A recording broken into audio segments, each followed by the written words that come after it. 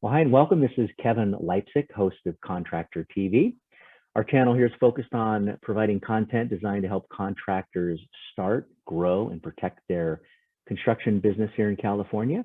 We are sponsored by the Contractors Resource Center, which specializes in providing risk management and affordable insurance solutions for both newly licensed contractors and California contractors with 2 to 50 employees.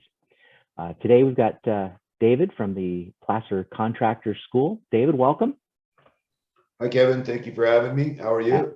Good. Appreciate you carving out some time here.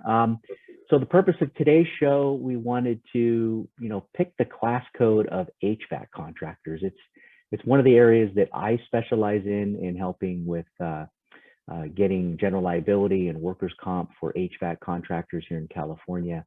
I do work with all types of contractors, but HVAC is one of the areas I specialize in.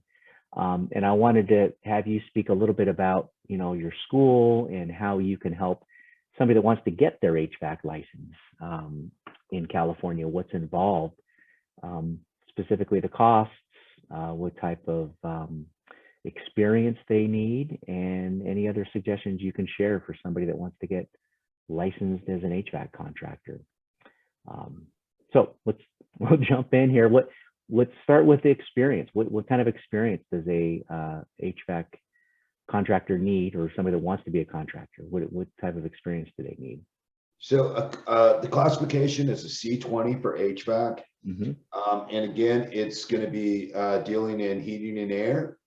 And they're going to fabricate, install, maintain, service, or repair heating and cooling systems.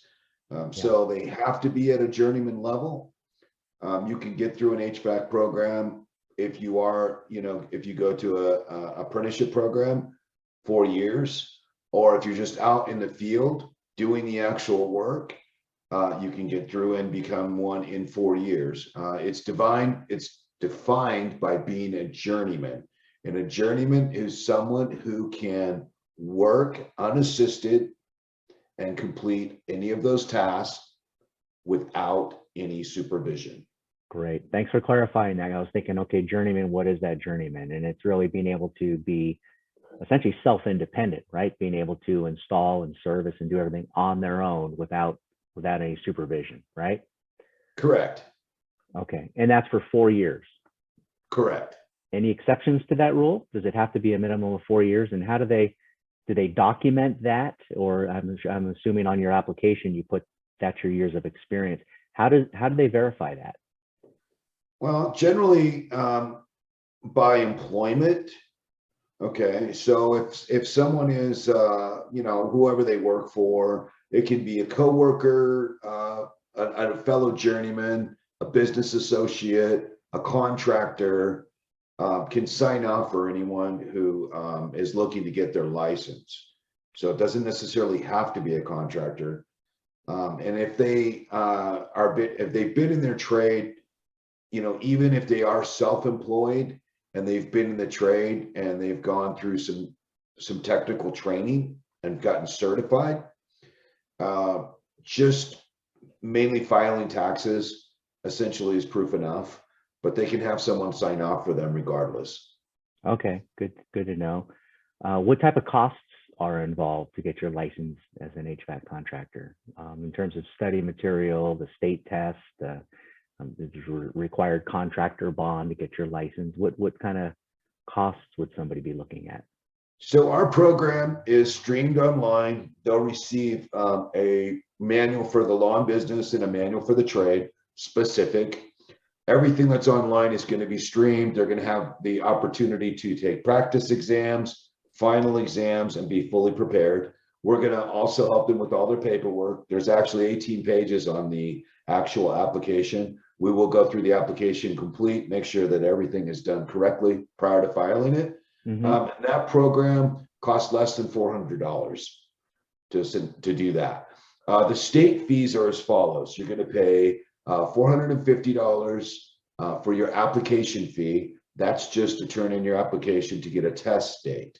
Okay. Once you get your test date, you're going to go down and take your test. It's $200 to take once you take your test, to get your actual license in your hand. That's $200.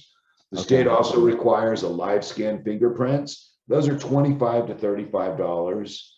And then of course you got to be bonded. You can't work without a bond. You have to have a minimum of a $15,000 surety bond in order to engage and actually take work. So you're going to spend about $1,100 or so to get through the process. Okay. Anything else we need to cover? We covered, you know, the 4 years experience, the journeyman level, the cost is around $1,100 or so. What do you see as a typical time frame from, you know, kind of start to finish based on your experience working with helping people get their license? Are we looking at weeks, looking at months? What's a typical average? The key is getting the application completed and done correctly and filed. Once that's done, you're going to wait 4 to 6 weeks for a test date, which is generally going to follow about 2 weeks after. So a good number I've seen is 10 to 12 weeks. Okay, kind of in an average.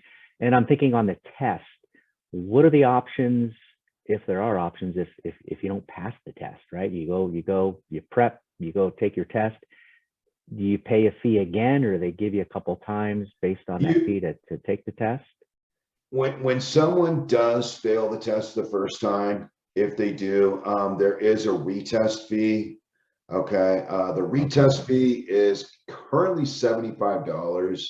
Okay, and then they can retake the test. I always tell students, once if that's happened to them, then I get the printout of the portions that they failed on, and that's going to be the go-to that we're going to study on. And I always make sure I push it out 2 weeks, 2 to 3 weeks before they retest. I haven't had a lot of issues ever with students failing their first time. I've had one student in 4 years that I gave their money back to because they just couldn't pass the test. The material is the material is very good. I mean, as long as they study, they're going to pass. Got it. Great to know. Good to know. You know, and then when they do pass, and again, that's part of our, you know, it's a great working relationship. The Contractors Resource Center is here to help with, you know, that required bond that they need, the general liability insurance once they start getting out and working. And we also provide leads to our clients, right? Once they're licensed, we help market them in one of Facebook's largest communities for California contractors, which is a group that we manage and own. If you're not already in that group, you may want to check it out. It's California Contractors. And because we work and specialize in the HVAC industry, we also have a Facebook group called California HVAC Contractors. So be sure to check that group out. So David, appreciate the time, appreciate the education, and anything else we missed? I want to, before we wrap up here, anything else we need to cover? That's it. Good? That's everything. Thank you, Kevin. All right. Thanks, David. Enjoy the rest of the day. All right. Bye-bye.